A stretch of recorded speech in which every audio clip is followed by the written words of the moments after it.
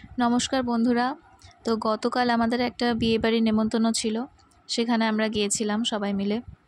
দেখতে পাচ্ছ আমি আর মা ঢুকছি।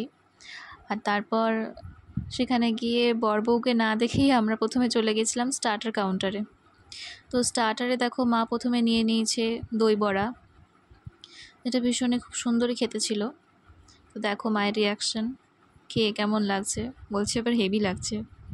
তারপরে চলে এলো 4টে মিষ্টি, রসগোল্লা আর পান্তুয়া, সেটাও খুব সুন্দর খেতে ছিল। আর বিয়েবাড়ির চারিদিকে অনেক রকমেরই জিনিস বসেছিল, ওদিকে কুলফি ছিল, আম পান্না ছিল। তো সেসব আর খাওয়া হয়নি।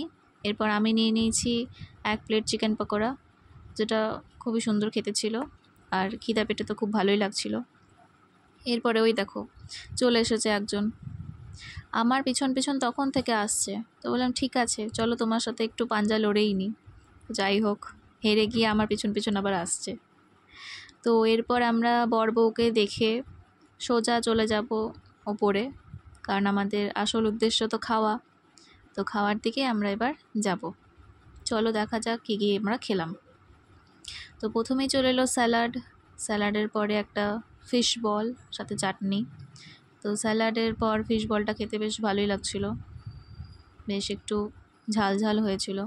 তারপরে এলো কুলচা, কুলচার সাথে ছিল চিকেন দিয়ে কুলচাটা খেলাম, বেশ ভালো ছিল। তারপরে চলে এলো ভাত, ভাতের সাথে যেটা এসেছিল সেটা তো হচ্ছে আমাদের শো স্টপার, সেটা হলো ইলিশ মাছ, সর্ষে ইলিশ। ভীষণই নরম ছিল, দেখতেই পাবে তোমরা, তুলতে গিয়েই ভেঙে যাচ্ছিল, অর্ধেক তো ভেঙেই গেছে। তো ভীষণ নরম ছিল মাছটা খেতে, আর মাছটা এত দারুণ সুস্বাদু ছিল যে আমার এখনও লোভ চলে আসছে, খুবই ভালো লাগছিল খেতে। যাই হোক, মাছ দিয়ে আমি ভাতটা পটাপট সাটিয়ে নেওয়ার পরেই চলে এলো মাটন। মাটনটা একটু শক্ত হয়েছিল ঠিকই, কিন্তু মাটনটা খেতে বেশ ভালো ছিল। তারপরে এলো সন্দেশ, ওদিকে মা নিয়েছিল রসগোল্লা, দই আমি নিয়ে নিই, আর সবশেষে পান। টাটা।